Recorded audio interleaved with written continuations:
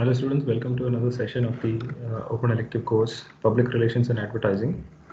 Today we'll be moving on with the third unit of this course, which is Public Relations. We're starting with what understanding public relations is. We'll go into detail of what and how public relations is carried out, what is the exercise of PR, what all spheres of our life and all around us do we see PR being exercised, and who are the people who are actually telling us how we should be doing PR, etc. That is a small, very small gist of what you will be going through in the next 2 units of what public relations are. Right now, we'll do a small session on what public relations is, try to define it, try to understand the role it plays, what are the objectives, functions, a little bit of history of what public relations is, etc. So this is the third unit, Introduction to Public Relations. So what is public relations and what is the central concept of public relations? So public relations is essentially the practice of maintaining a healthy relationship between an organization and its public / employee / stakeholders, investors, partners, any other people who have something to do with the organization. And that is called as public relations. So why the word public relations is there? Now, it is a relation between two aspects or two different entities. One can be an organization, the other can be a public figure. Anything to do where two opposing people that has a relationship and there is a certain dynamic to this relationship, and that dynamic has to be either maintained, improved, worked upon, different things. For this there is a whole team that actually works on this exercise, and they are the PR team for any organization that you go to. You would have PROs, public relations officers, in almost all organizations who look at making sure that whatever relationship they have with the outside world, whether it be their consumers, whether it be their clients, whether it be their employees, whether it be the stakeholders, anybody, how the relationship of that brand is existing with any of these people. All of this work is actually done by the public relations department or the team or the PR team. They call it as PR in short form. The public relation activities ensure the correct flow of information between the organization and its public, who are also called as the target audience. And target audience is a more advertising related term, but what actually public relations does is given very in an abstract sense. It is to make sure that the correct flow of information takes place. Just like advertising, where there is a flow of information from the buyer to the seller, with advertising being the channel that actually guides it and make sure it is in a certain format where it reaches the seller in the right way. Public relations activities is more to make sure that the content is actually representing the brand or the speech of the brand, the nature of the brand. It's more to do with making sure that the messaging is very correct in order to make sure that the health of the brand is maintained. It is a very basic definition of public relations. It is a process that is done by any organization or an individual. Politicians have their own PR, sports personalities have their own PR, celebrities have their own PR teams. In that case, there is no organization as such. There is just a individual who has quite a lot of influence or opinion holding power, basically, in front of the larger public. So you would have PR teams for these people to make sure that whatever they say, if it's an organization, what the company says, what is the company's view on a certain transaction that they carried out, or a merger that they carried out, or some decision that they told about. The same goes for individuals such as celebrities who have some kind of a image in the public, what their stand is about certain issues, what they have to speak about their new, let's say, films or any kind of artistic work that they've done. For politicians, the PR work that is done largely revolves around the people that they interact with. It is basically any kind of activity that a person or an organization involves in.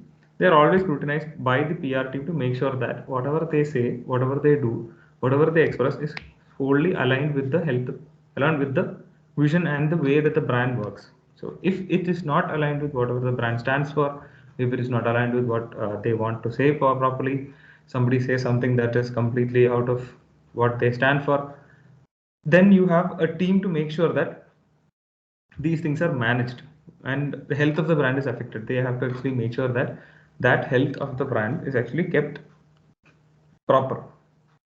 The public relations goes a long way in maintaining the brand image of an organization in the eye of its audience, stakeholders, investors, and all the others associated with it. Like I said, every single individual who's associated with a certain organization or a certain individual who holds a lot of influence. Public relations goes a long way in maintaining that brand image, the image that has been cultivated for that organization or that individual. That is basically what public relations is. Now, what is the role of public relations in making sure that things actually go properly? It ensures a smooth two-way communication between the organization and its target audiences. Retailers must address their customers well for a positive word of mouth and a strong brand positioning. It's really important to create a positive image of any particular brand in the minds of consumers for it to do well. It's very simple as that.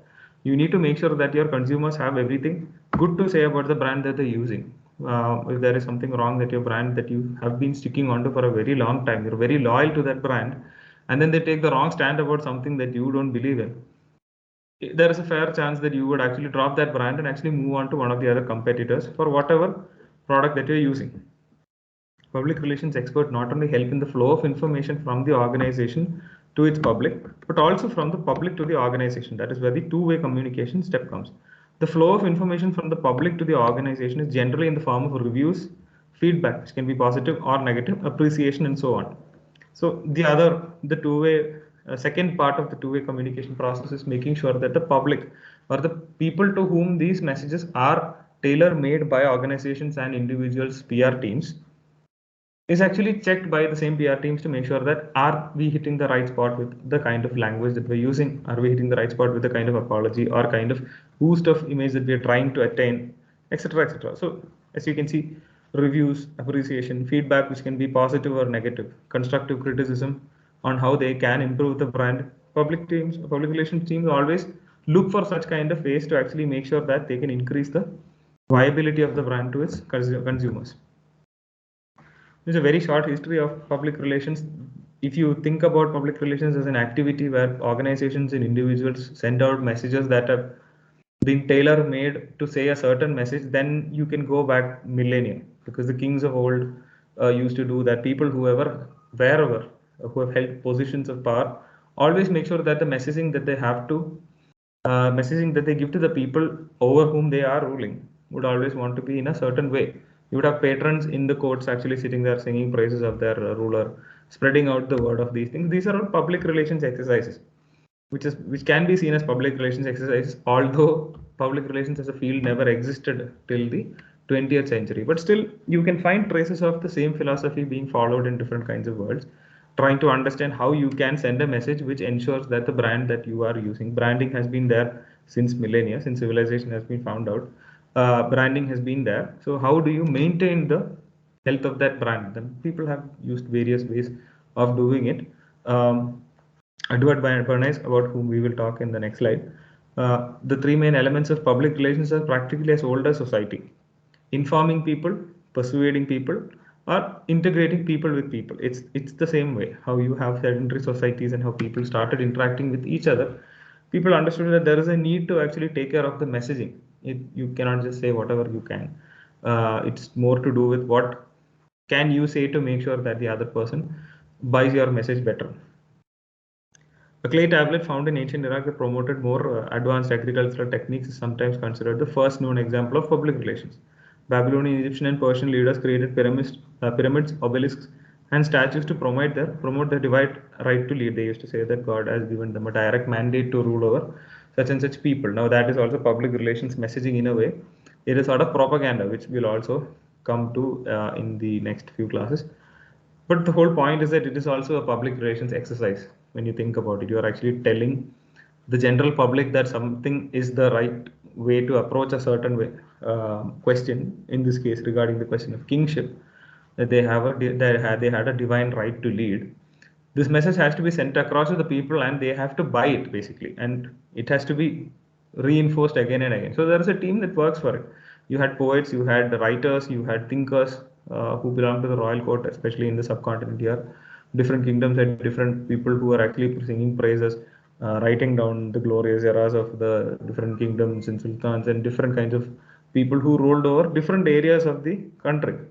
Those are all public relations exercises, because what we remember of them and what the people used to know about their own rulers at that time was basically from this writing exercise that they had at that point, whatever was written on the walls of monuments, whatever was written in clay tablets, whatever was written into books which are there from the medieval period onwards, these things actually are exercises of public relations. You are having a relationship with the public in a certain way, and to maintain that relationship, to maintain the image of the person who is actually selling that relationship from one side, you actually write things, you sort of paint a picture of what you want to the public to make sure that whatever, either to maintain status quo or maybe to how do you say, put out the metaphorical fire of disaster, or to make sure that you get a boost in the eye of the public. The modern public relations sort of kicked off after Edward Bernays actually took over the scene. So he presented the concept of a two-way street between a company and the public in his book called Crystallizing Public Opinion. So he was more into psychoanalytics, understanding how people think, behavioral sciences, to actually try to understand what can I do to influence how public actually thought about a certain brand. Now, public relations counselors before this was expected to explain. No, it was actually seen as deceptive manipulation. Like I said, how kings used to actually trick their people to tell that I have a divine right to rule over you. So this was a much more scientific approach in terms of Edward Bernays actually trying to tell that the public relationship with the client has to be looked at from both ends, how the public views the client as well as how the client what the client wanted to tell to the public. So this two-way approach integrated the public's experience with the practice of PR. The growth of large institutions, heightened public awareness, and media sophistication resulted in increasing incidents of societal change, conflict, and confrontation. Posters, buttons, anthems, and chants were among the tools used in the most notable social movements of the 20th century. So, posters, buttons, anthems, and chants are all different kinds of methods by which people try to send messages uh, in the form of rallies, etc. These things are called as propaganda tools also for a reason, and we'll get to propaganda, like I said, later on. But the contribution of Edward Bernays is pretty big in getting people to understand, or companies to understand, that organizations can actually influence people's minds by actually cultivating the way that they think about their organization. Uh, there is one very famous example that Edward Bernays actually had of a lady with a lady who's in red, who's wearing was very petite lady who's smoking a cigarette. The whole point was he was hired by a cigarette company at that point, which were huge firms, corporate firms at that time. He used to hire to make sure that they wanted to break into a certain new market. And he said women were a whole different market who were never perceived as people who used to smoke, because men were the ones who used to smoke. Now Edward Bernays launched a campaign of the girl in the red dress, which looked very fascinating and was calling out to women to actually take on the whole concept that women cannot smoke. So it was attacking the mind of women and then asking them to actually take the mantle themselves, coinciding with quite a lot of women franchise and enfranchisement movements at that time. So it sort of it emboldened them to take a step, and it was seen as a positive reinforcement act. Although cigarette smoking is injurious to health, at that point, a lot of people were interested in actually looking very nice, and the whole point was that cigarette smoking was not such a big problem medically. It was later proved on.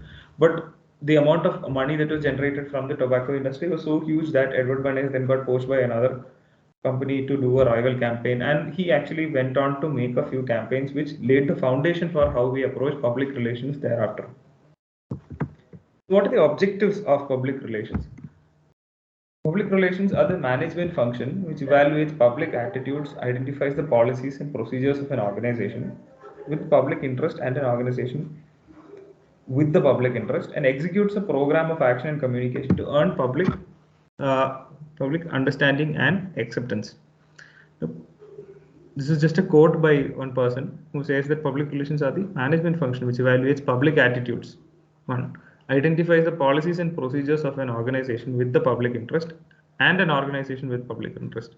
And finally, what? Executes a program of action and communication to earn the public's understanding and acceptance. How do they do that? That's what the objectives of PR are. What are they actually, not how they do it, what are they looking to do? One is a basic thing is to build product awareness. It's one of the steps for advertising also. You're trying to build awareness among the general populace about what you're actually trying to sell. Now, in public relations especially, it's not exactly a product that they're always trying to sell. Quite a lot of times it's an image that they're trying to sell, an idea that they're trying to sell. It's more intangible in that sense. When we say health of the brand, it actually means the image that the brand has in the mind of the public. So once this image is tarnished, the health goes down physically, tangibly also. People stop buying the product, people stop being associated with the product, with the brand, which leads to fall in revenue due to people not actually buying your product, or people actually not listening to you. So at different levels, it actually has a lot to do with how your brand is actually understood by the public. Second objective is to create interest. You can actually launch PR exercises to create more interest, to drive up more interest. What is essentially called as publicity. The third is providing information. You through PR exercises, organizations and individuals constantly make sure that new information about them or old information that is updated, supposed to be updated, is actually given out to the public to make sure that they are up to date and seem relevant in front of the public. Stimulating demand is what I was telling, by actually providing, uh, making people more aware of what you're actually doing to make sure that somebody actually makes a choice based on uh, the relevancy of your brand. Actually, the final one is reinforcing the brand, making sure that the people who actually rely on your brand right now are along with you to make sure that they will not jump to another competitor or not. What are the functions of public relations? What are the functions? It's basically communication at its very core. You are communicating between a certain individual slash entity slash organization with the people who are interacting it, right from internal people like employees, external people like your investors and stakeholders, and the people who are your target audiences or your consumers. So there's a lot of people that you're relating to, a lot of people that you're communicating to. Now, what exactly are these functions? It's very simple. One, communicating to, it's entirely a list of these same people to communicate the policies, practices, problems, and performances to the public, and feedback public opinion and suggestions to the top management, so that a mutual understanding can be established between the organization and its public. That is, shareholders, dealers, customers, general public, government, etc. So, what is it you are communicating? The responsibility of PR is to communicate one, policies, how they run their business, practice, what all ways in which these policies are done properly, best practices. Three, problems, any kind of problems that crop up, and performances, how well we are doing to the public. We are communicating this to the public, and also feedback of the public opinion and suggestions to the top management, so that a mutual understanding is established between the organization and its public. Who are the public? They are the shareholders, dealers, customers, general public, government, etc. Therefore, very simply put, you can see that in that list, functions of PR are communication to one, shareholders. Why is it important to communicate to shareholders? Because they are the ones who are actually pooling in the money and letting this business or an organization run. Two, with the dealers. Dealers are the people who are actually helping get your brand outside to the general public. Three, customers, people who rely on your brand and have been relying on your brand for a very long time. Four, general public. They might not be your direct customers, they might not be direct, they may not be people who are associated with your brand at all. They've not even bought your product. But any kind of communication that goes out is essentially communicating with the general public also. It is not only closed emails to your customers that by which you are actually judged. You are judged as an organization and an individual by the general public, and the way that you interact with the general public also. Also, because your larger market is within that general public. Next, communication with the government. You are living, wherever you live in the world, you are living within the ambit of laws and other legal procedures mandated by the government of that land. In our country, we have the Indian government, state governments, you have local body governments, which actually which are also some kind of stakeholders in this whole process of maintaining relationships with whatever organization or individual that reside in that space. Another very important one is communicating with the employees. PR exercises are definitely done in cases where you have mass layoffs, you have different salary structures being put into place, you have different kind of things happening to employees also. You are letting them know about certain things, about the change in policies of the company, etc. So for these, public relation experts actually pull in and then pitch what is to be written to the employees. So the communication line with the people who are actually running the show behind are kept in line and are talked to in a certain way. So are there is public relations exercises conducted. Finally, communicating with the press, which seems to be the main filter which actually throws information out into the larger world. So how you communicate with the press is also completely different. How you actually write press releases, how you make sure that your organization is perceived in a very right way. That is also an important part of public relations. So these are the functions of PR and why we actually need PR, whatever the organization, whatever the individual. So finally, what is the significance of public relations? Why do we need public relations, for example? From our discussion right now, you would have got a few points to yourself and understood why we need it. One is very basically achieve goodwill, arousing and maintaining goodwill and public interest in the activities of an organization for helping the successful operation and expansion of these activities. A positive image, a very benevolent general public towards the attitude towards your certain organization or the image that you want to portray of someone is always going to help you continue operating successfully and also expanding into different markets also, because you have the trust and goodwill of the people who have actually known your brand for some time. Two, safeguard reputation. This is where we've actually heard a lot about public relations, where they usually come to douse the fires that are thrown up by people talking something that is completely against the stand of what the company is or whatever the individual or the person or let's say political party or production house or any kind of thing actually stands for something, but it's completely thrown off board when one individual says something that is completely opposite to this. So at that time, the reputation of the brand, the health of the brand is at stake. So public relations teams rush to the scene to make sure that the brand's image is reinforced. How do they do that? By maintaining positive relations with key audiences and make sure that that strong image is actually kept. You need not have like a really bad incident for this to happen. Public relations teams actually work on a regular basis to make sure that the brand is seen very positively by whoever is involved with that brand in its entirety. The third is very important, like I said, improve internal relationships, internal public relations, which is what we were talking about employees earlier, and also shareholders. It's very important to maintain internal public relations as it encourages employees to make their maximum contribution to productivity and the prosperity of a company. Field includes personal welfare, labor relations, and education. You can initiate suggestion schemes, safety campaigns, effective communication, reduce waste, carelessness, and absenteeism to make sure that your organization functions very well. You are not no issues coming from inside.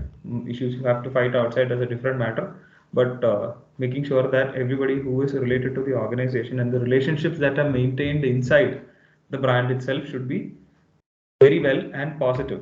So for that, you have an internal public relations team who takes care of anything that is related to the employees, the shareholder, etc. So within the system itself, you have some kind of a safety mechanism, and the public relations team, the internal public relations team, acts as that safety mechanism within an organization.